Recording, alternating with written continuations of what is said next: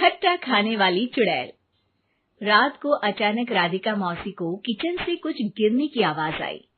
उन्होंने बाहर निकल के देखा तो किचन में उन्हें कोई सफेद साड़ी में दिखा। वो चीख पड़ी, हे भगवान, आलतू जलाल तू आई भला को टाल तू, आलतू जलाल तू आई भला को टाल तू। राधिका मौसी को चीखते सुनकर श्रवण बाहर आता है भागते हुए। अरे माँ, क्या हुआ? क्या देख लिया? दादी माँ आ गई क्या सपने में? अरे बेटा, रसोड़े में देख तो कौन है? श्रवण रसोड़े में झांक कर देखता है और उसे कोई नहीं दिखता अंदर। अब रसोड़े में तो कोई नहीं है माँ। कोई सफेद साड़ी में नहीं है क्या? नहीं माँ, कोई भी नहीं है। चिल्लम चिल्ली की आवाज सुनकर काजल भी वहां आ जाती है। अब क्या हो गया माँ जी? अरे बेटा, रसोड़े में एक चुड़ैल थी सफेद साड़ी में। अरे क्या कर रही थी वो अंदर? अरे बताया नहीं, कल आएगी ना तो पूछ लूंगी। चुड़ैल जी, आपका क्या प्लान है? माँ जी, रात बहुत हो गई है, आपने कोई बुरा सपना देखा होगा, चलिए सो जाइए। राधिका मौसी सोने तो चली जाती है, पर उनको रात भर नींद ही नहीं आती।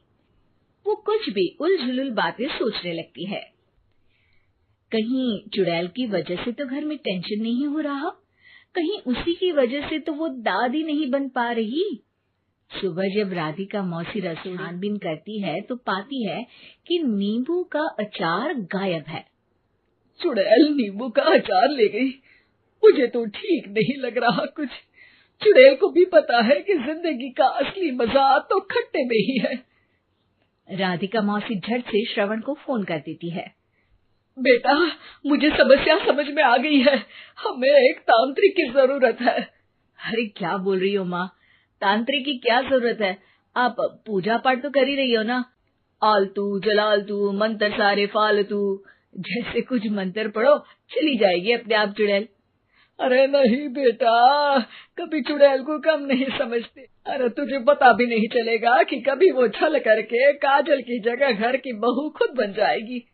क्या माँ, कुछ भी बोल रही हो? कहाँ काजल और कहाँ चुड़ैल? वैसे एक बात बताओ, काजल को अगर गाने के लिए बोल देना तो चुड़ैल काजल की आवाज सुनकर घर तो क्या धरती लोग छोड़कर चली जाएगी। तुम ना पढ़े लिखे बच्चे हर चीज को मजाक समझते हो।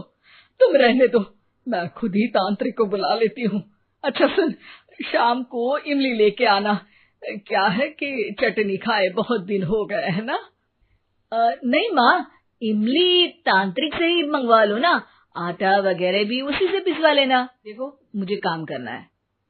श्रवण रात को कई तरह की सब्जियों के साथ माँ के कहने पे चटनी के लिए इमली भी ले आया था, लेकिन राधिका मौसी के दिमाग में अलग ही फिल्म चल रही थी। उन्हें अब सिर्फ शक ही नहीं यकीन होने लगा था कि शायद चुड़ैल ने श्रवण पर अपना जाल बिछा दिया था, जिस वजह से श्रवण उनकी बात ही नहीं मान रहा था। पर कोई नहीं, आने वाली रात में राधिका मौसी खुद तैयार हो गई चुड़ैल को पकड़ने के लिए।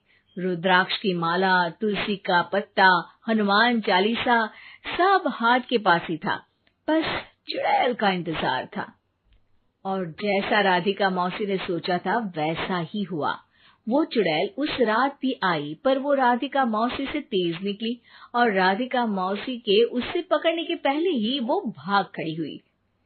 जरूर बहू पे साया है उस चुड़ैल का, तभी तो श्रवण के कमरे में गई है। और अगली सुबह राधिका मौसी पिछली रात हुए हमले में चीजों का नुकसान हुआ उसका हिसाब लगा रही थी। उनके खेमे से एक आम के अचार की शीशी भी गायब हो चुकी थी और वो इमली भी जो कल श्रवण लेकर आया था। राधिका मौसी इस बारे में सोच ही रही थी कि श्रवण जल्दी से रसोड़े में आकर दवाइयों की पोटली ढूंढने लगता है। अरे बेटा, क्या हो गया? अब माँ, वो काजल की तबीयत खराब है, बहुत घबराहट हो रही है उसे। हे भगवान, मैंने पहले ही कहा था कि तांत्रिक को बुला लेते हैं, पर नहीं। अब देखो, उस चुड़ैल ने काजल को अपने वश में करना शुरू भी कर दिया है। हालांकि श्रवण भूतों में विश्वास नहीं करता था, पर अब वो भी डर जाता है और राजी हो जाता है एक तांत्रिक को बुलाने के लिए। कुछ ही घंटों में आ जाते हैं और राधिका मौसी तांत्रिक जी को सब बता देती हैं। घोर संकट, घनघोर संकट, चुड़ैल को मारू जोर चाकट, ओम भट स्वाहा खटखा के आहा। अरे ये क्या मंत्र है?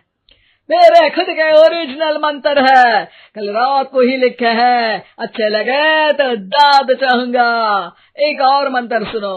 अर्ज किया है आब्राकडाब्रा, दिल्ली बम्बई आगरा, चंदा मामा सोवरले सुरन मामू जारा। ये मंत्र है? अरे कोई 40 वालीसा पढ़ो ना। वक्त कम है, 40 नहीं पड़ेंगे, 20-25 में काम चलाना पड़ेगा। अलक निरंजन जाके लंदन, मुफ्त का मंजान घिस मेरे नंदन। अरे जल्दी करो तांत्रिक जी, जल्दी करो। तांत्रिक अपने उल झलूल मंत्र पढ़ने लगता है। श्रवण को तांत्रिक पे शक होता है। वो अपने एक डॉक्टर दोस्त को कॉल कर देता है ताकि कोई अनहोनी हो तो इमरजेंसी में चीजें मैनेज हो जाए। तांत्रिक धुनी रमाता है, जिसकी वजह से कमरे में काफी धुआं हो जाता है और जिसकी वजह से घबराहट बढ़ जाती है। अब भागेगी चुड़ैल। हाँ। बहू खांसते हुए धुएं से बचने के लिए बाहर चली जाती है। अरे भाग रही है, भाग रही है। पीछे पीछे श्रवण भी जाता है। बहू एक सोफे पर बैठ जाती है। तभी डॉक्टर दोस्त आ जाते हैं और श्रवण को पानी लाने के लिए कहते हैं। थोड़े चेकअप के बाद डॉक्टर कहते हैं, मेरे हिसाब से जाप का काम पूरा हो गया है।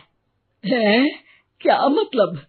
अरे कुछ भी नहीं माँ, कोई चुड़ैल नहीं है, खुशखबरी है, अब दादी बनने वाली है।